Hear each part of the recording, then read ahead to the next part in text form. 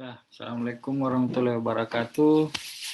Eh, Mohon maaf ini baru bisa sempat diupayakan buat tugas UASnya yang terpandu. Eh, jadi teman-teman nanti di Google Drive-nya, di Google Classroom-nya Bapak bagikan panduannya.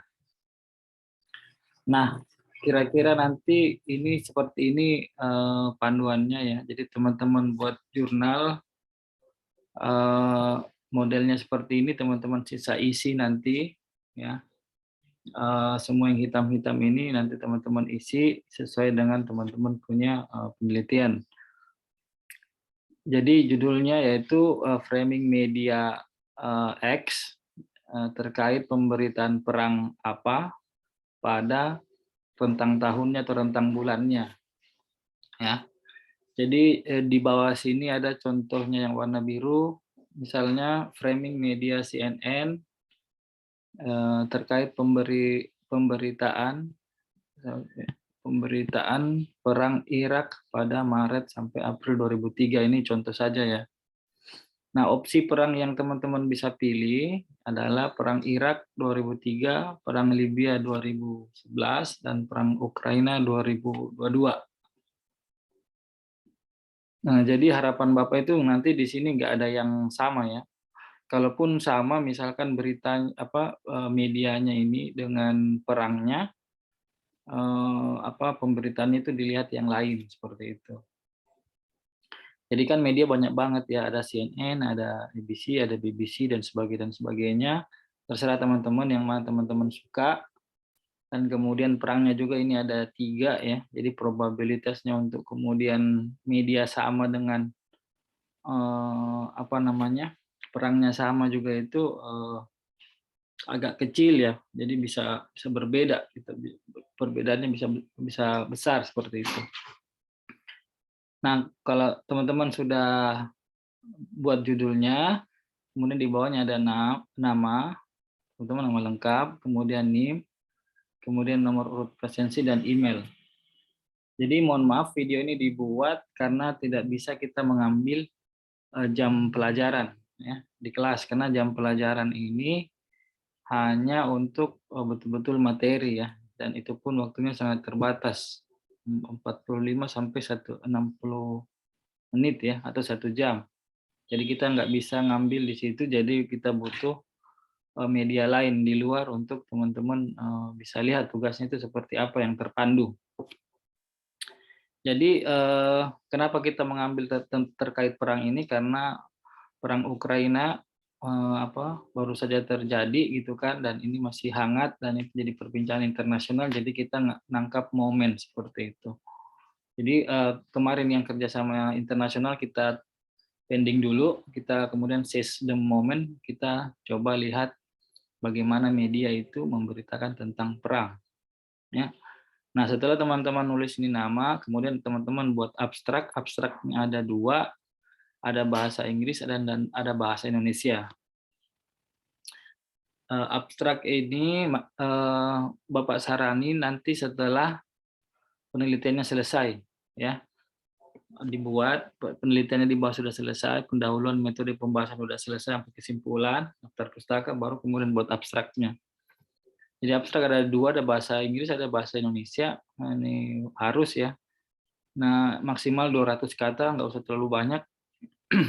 Ya, kalau ditanya minimalnya ya minimal 100 lah, 100 sampai 200 kata. Jadi minimal 3 kata dan maksimal 3 kata untuk kata kuncinya. Nah, isinya apa? Abstrak itu yang pertama kan nggak terlalu banyak katanya ya. Jadi teman-teman to the point, apa tujuan riset Anda. Jadi nggak perlu mengutip di sini di abstrak, tidak perlu ada kutipan. Langsung aja deskripsikan apa tujuan riset Anda. Ya. Jadi jawab saja yang ini. Apa urgensi riset ini? Ya. Jadi Anda tulis tujuan riset ini adalah ingin mengetahui bla bla bla. Kemudian urgensi riset ini adalah bla bla bla. Atau yaitu kalau banyak ya. Kemudian pertanyaan penelitian utama yang Anda munculkan apa? Kemudian bagaimana metode penelitiannya? Misalkan teman-teman tulis ini penggunaan data digital dari news atau berita dari tanggal sekian, bulan sekian, tahun sekian sampai sampai tanggal berapa, bulan berapa, tahun sekian, tahun berapa gitu. Tapi kalau misalkan nggak mau pakai tanggal, bisa aja bulan dan tahunnya saja. Kemudian apa hasil kesimpulan riset Anda? Jadi makanya ini disaranin abstrak ini terakhir aja dikerja karena ada kesimpulan riset. Kira-kira apa kesimpulan risetnya gitu kan. Jadi kalau dipasang di awal ini nanti nggak kejawab yang ini. Kemudian setelah itu kita masuk di bagian isinya. Pendahuluan itu minimal 500 kata ya, maksimal 1000 kata. Jadi maksimal 1000 kata, nggak terlalu banyak. Jadi pendahuluan itu teman-teman to the point aja, buat pendahuluan yang mengarah ke pertanyaan risetnya. Jadi jangan terlalu umum gitu kan, jangan terlalu kemana-mana gitu. Jadi harus dari umum ke khusus, sesuai dengan konteks yang teman-teman jawab nih. Jadi pendahuluannya mengarah ke pertanyaan riset, misalkan ya, mengapa melihat media dalam memberitakan perang itu menjadi penting, atau seperti apa gitu, atau media dalam perang seperti apa gitu, atau studi-studi tentang perang atau apa. Jadi ini dibutuhkan minimal 3 referensi jurnal atau buku ya. Jadi teman-teman jangan lupa syarat kecukupannya untuk pendahuluan ini adalah 3 referensi jurnal atau buku. Jadi semestinya ini bukan jadi masalah ya, karena ini kan hal yang umum seperti itu. Kemudian 3 jurnal buku membahas studi perang atau media dalam perang, konflik, framing, pemerintahan, dan sebagainya. Pokoknya yang berhubungan dengan judul riset dan nanti mengarah ke pertanyaan penelitian. Kemudian paragraf akhirnya itu diakhiri dengan pertanyaan riset atau riset question-nya. Nah, riset question ini kita buat seperti ini aja.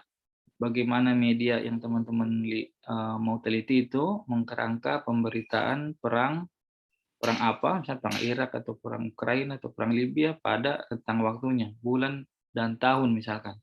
Kalau mau pakai tanggal bisa juga, tapi kalau cuma mau bulan sama tahunnya bisa juga. Ya. Nah, kemudian metode penelitiannya itu minimal 250 kata, ini sedikit ya, mirip-mirip dengan abstrak, dan maksimal 400 kata. Jadi di metode penelitian ini teman-teman diminta untuk minimal membaca 1 buku referensi terkait metode penelitian sosial. Bisa juga metode penelitian kualitatif langsung, atau kemudian kalau membahas masalah konten analisis ya.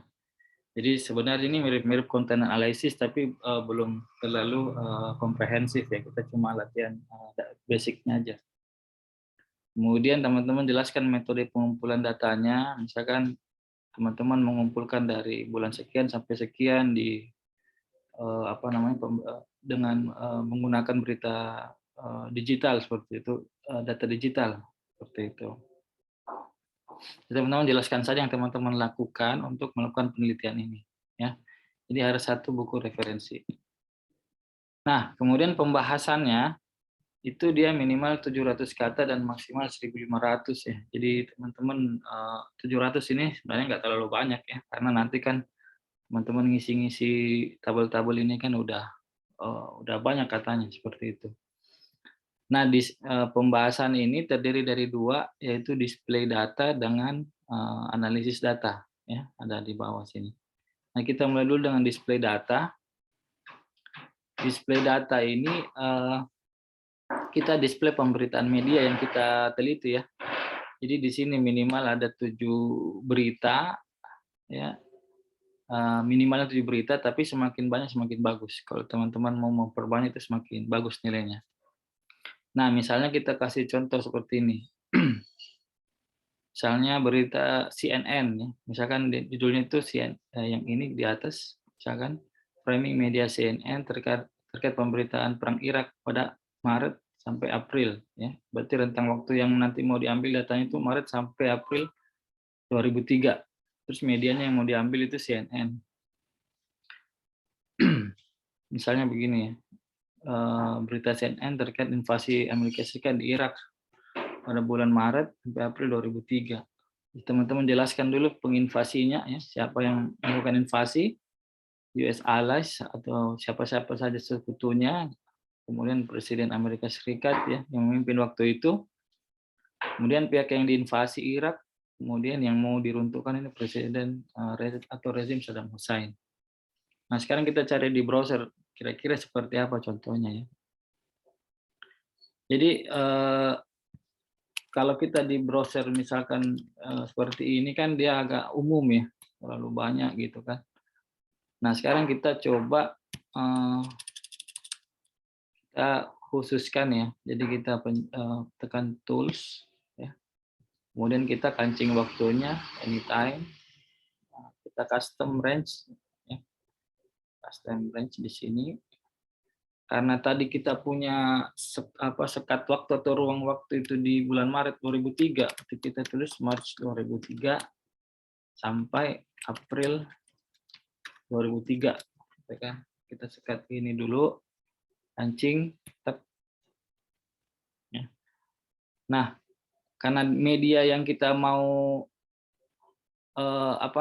media yang kita mau lihat itu cuma CNN ya. Jadi hanya satu korporasi yang kita lihat teman-teman, jangan dua korporasi nanti datanya melebar kemana-mana.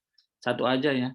Jadi kita lihat misalkan tadi CNN di situ berarti Iraq War, kemudian kita tulis site .2 kemudian CNN.com ya. Jadi Iraq War, saya .2 berarti kita cari berita tentang Irak di situs CNN.com.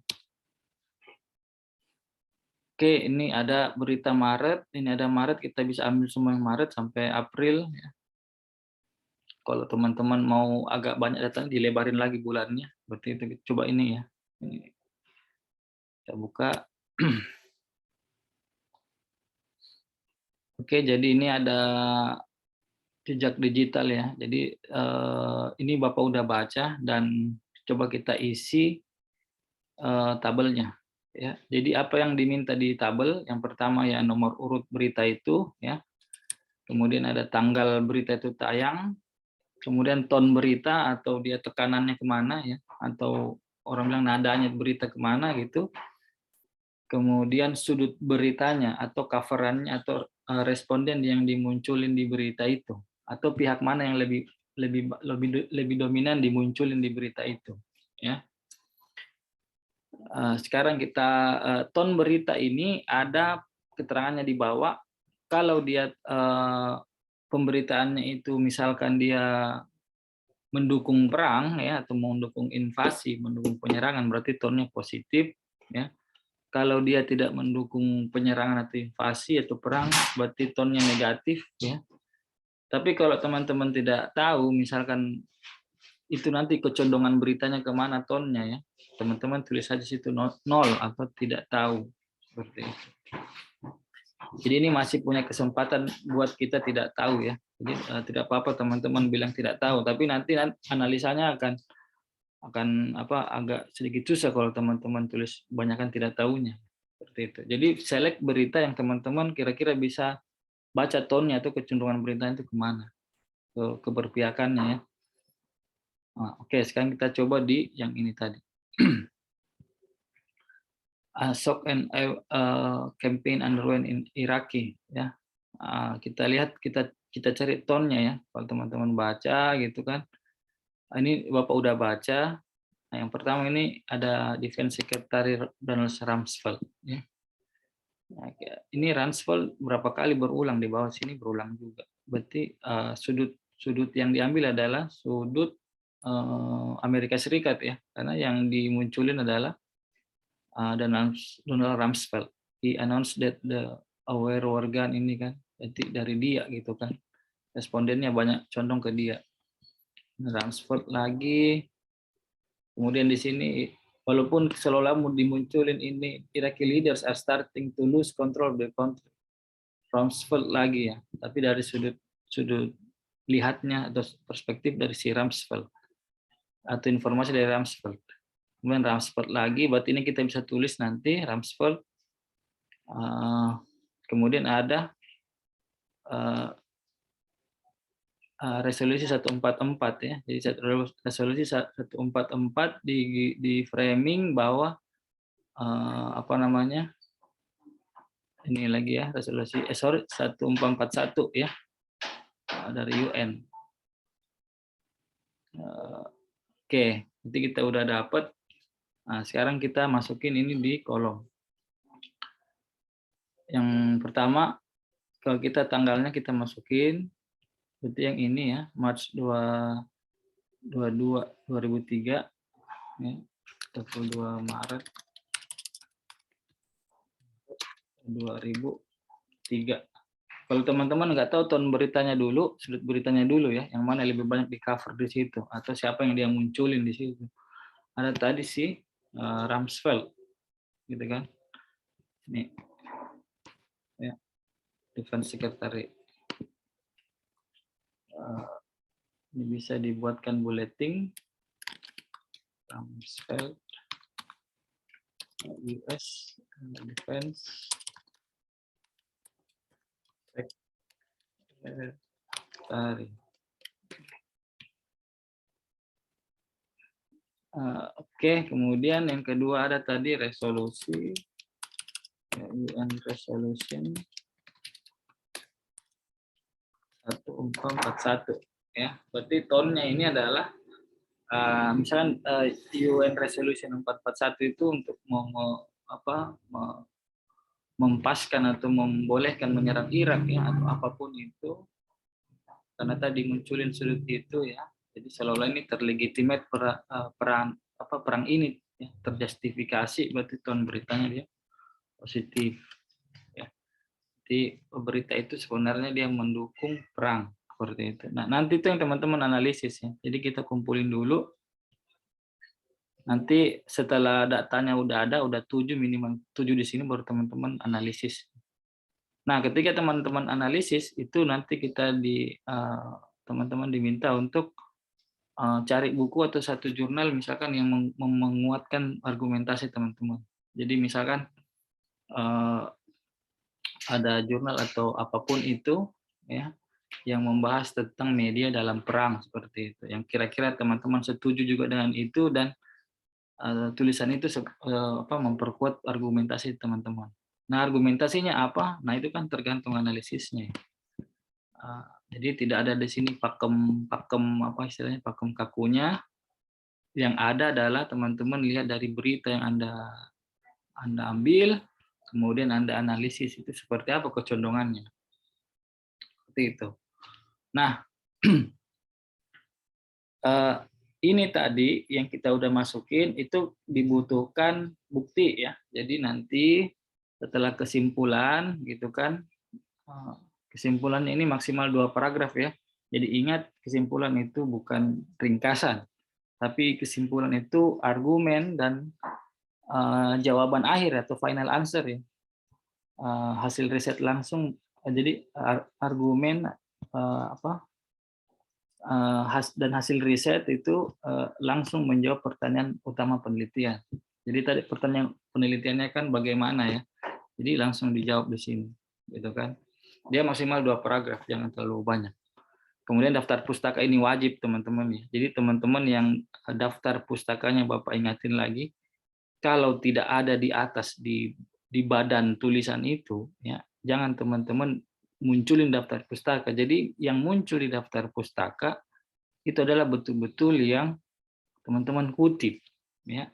Kalau dilihat di sini ada satu, ini di sini ada satu, analisis data ada satu, kemudian di metode ada satu, di pembahasan ada 3, berarti dia minimal ya. Ini tulis dulu, dia minimal 3 referensi ya. 3 buku, 5 ya. Aduh, ini satu metode 1, kemudian latar belakang 3, jadi minimal 5 referensi buku atau jurnal. Ini kan sudah diberitahu caranya ya, jadi tidak terlalu ribet lagi untuk dapat jumlah 5 itu. Nah, setelah daftar pustaka baru kemudian lampiran. Nah, lampirannya ini nomor urut ini sesuai dengan tabel yang ada di atasnya sebelumnya seperti itu. Jadi misalkan yang tadi berita yang ini itu dia nomor urut 1, berarti nomor urut satunya juga seperti itu. Nah, jadi gitu. Tapi kita lampirkan judul beritanya ada di sini ya. Bisa kita kopas saja ini. Ini nanti kopasnya yang yang spesial. Kalau ini biasanya terbentuk kan seperti itu. Kita tulis saja berarti ya. Shock.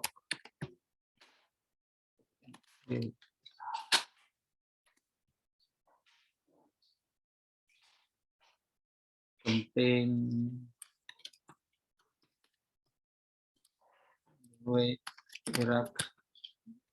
Irak ya. Nah, link beritanya kita kopas saja dari sini. Jadi ini buat bukti bahwa berita kita itu punya link dan tidak mati. Nah, kira-kira seperti itu teman-teman ya. Jadi kalau ada pertanyaan lagi nanti di ruang kelas saja, karena di ruang kelas masih ada spare waktu biasanya 5 menit atau 10 menit untuk bertanya ya. Jadi teman-teman betul-betul bertanya apa yang teman-teman tidak mengerti. Ya, soalnya nanti kalau nggak bertanya nanti kita nggak tahu ya apakah teman-teman ini mengerti atau enggak gitu. Jadi kira-kira ini saja untuk tugas yang terbimbingnya ya atau terguide-nya. Jadi teman-teman nggak usah pusing lagi data mana yang saya mau cari, seperti apa dan sebagainya, itu sudah diberitahukan teman-teman memilih. Mungkin seperti itu aja. Terima kasih atas perhatiannya. Wassalamualaikum warahmatullahi wabarakatuh.